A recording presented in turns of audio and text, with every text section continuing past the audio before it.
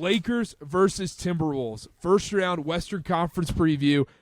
Lakers are minus 196 right now on FanDuel. Timberwolves plus 164 to win this series outright. The Lakers obviously with home court advantage in this one. What's going to be talked about in this one when people are previewing this is, okay, are the Lakers going to play Rudy Gobert off the court? Is Rudy Gobert going to be able to play small ball with the Lakers? Is it going to be a ton of Naz Reid minutes? Are the Lakers going to be able to play defense at all in this series? Connor, who are you going with in this series and why? Let me start with this. The head-to-head series this year was 2-2, but there's only one game with Luka, and the Lakers won that one game. And that's another point I want to bring up is that I've gone through the previous matchups of all of these potential playoff series and everything. None of them effing matter because there's an asterisk on every single game. Yeah. I look at the Clippers-Nuggets one. It's like, oh, Jokic didn't play 2 of those, and none of them involved Kawhi Leonard, and they were all 4 months ago. Not for nothing, the Wolves did hold the Lakers to 80 and 87 points in their 2 wins, but like I said, no Luka. There was guys in and out, so take that with a grain of salt. I think your point about Gobert is a good one. I think Rudy Gobert is probably, number one, terrified to see Luka Doncic again in a different color jersey. I mean, you got to be, if you're Gobert, like shitting yourself. Like, are you kidding me? But number two, I do think he gets played off the court because the Lakers have too many guys that can hunt him on a switch and really take him off the dribble to the rim. LeBron, Luka, Austin Reeves. Put effing Shake Milton out there, Gabe Vincent. They can probably beat him off the dribble. Like, this is not a Rudy Gobert series because if you're the Lakers, you want to play small. You want to take Jackson Hayes off the court as much as possible. You want to run Rui and Jared Vanderbilt and Dorian Finney-Smith at the 5. And if you're the Wolves, Gobert doesn't offer enough on offense to justify keeping him on the court. I think this is a sneaky, big Julius Randle series. I think he puts up numbers. I think there's going to be a lot of doubling on Anthony Edwards, which he's historically hated. Overall, I got the Lakers here. I think 4-2 Lakers, maybe 4-3. I wouldn't be shocked if it goes 7 games, but I got the Lakers here. Chase. Yeah, on first thoughts, at least I looked at this matchup. I was like, oh, Lakers, like that's kind of a tough matchup. Like the Minnesota thing, they got Ant, they got defenders to potentially throw, like that boy nice, all that stuff like that. And the more I thought about it, the more I realized what Luka did to this team last playoffs, and with Gobert on the floor, like we've been saying, it would be very difficult for Minnesota pulling off here. I think the only way they compete in this series is if they find a way to hide Gobert, both offensively and then keep him out of switches defensively. I don't think that's viable. I don't know a game plan that exists that can do something like that for Minnesota. But if you want to just zag a little bit, right, you have guys like Ant who are going to get up for this series, right? Julius Randle, you have the offense now. You also do have formidable perimeter defenders to throw at the Lakers. The problem is you don't have enough to cover everyone between Reeves, LeBron, and Luka Doncic. But there's also the big lack of presence for the Lakers defensively on the interior and the exterior. If whoever Luka gets matched up with, right, it's pretty much going to have a free lane to the basket. If you can capitalize off of that, if you get the right switches right, then maybe there's a chance Minnesota can hang in this series. But off the court, man, I think the Lakers are pretty focused. I think JJ's going to have a good game plan for these guys. And I think LeBron's ready to kind of make a run in this wide open Western Conference. And so I think I'd agree with Connor. It's boring, but I'd probably say Lakers in 6.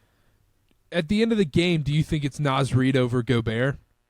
Yes. I think it's that way for 30 of the 48 minutes. Genuinely. Like, this is a series we're going to see Gobert play less than 20 minutes a game, probably after game 2. And then even Mike Conley, as good of a passer and floor general as he is, you can't hide him on defense. You're going to have to play Alexander Walker. You're going to have to play DiVincenzo. You're going to have McDaniels playing 40 minutes a night because that's how many options the Lakers have. So it's tough. And I think they're going to throw these double teams at Ant, and it's going to frustrate him. And that's why Julius Randle's going to put up his numbers.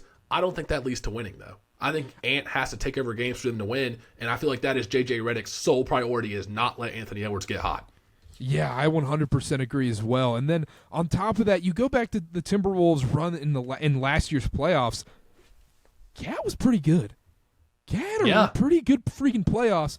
And also, okay, who's going to step up as the second fiddle to Anthony Edwards? Because I'm a little concerned about Anthony Edwards' usage rate being so high this year. Him putting up 20 shots plus a game every single game. He's going to be putting up 25, 30 shots a game in this Lakers series. I just don't think that's sustainable in this series. I think he's got to have someone step up in a major way, whether that's DiVincenzo or Randle. But Randall's offensive production kind of feels like how we talk about Hunter Dickinson in college basketball, where it feels a little empty statish, like Brandon Ingram's 20-point performance. It's kind of empty stats, in my opinion. Or it doesn't lead to winning. Like, if Randall has 30 and 15, do you think he won that game? Maybe, probably not.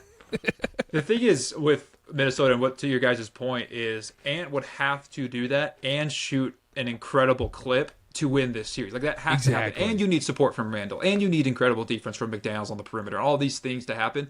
If you remember last season, when Ant kind of had his breakout year and everything, he still put up some stinkers, some 3 of 17 games and stuff like that, where Minnesota did not have a shot. And it's going to be even more amplified in this series and in this playoff run if they want to do anything.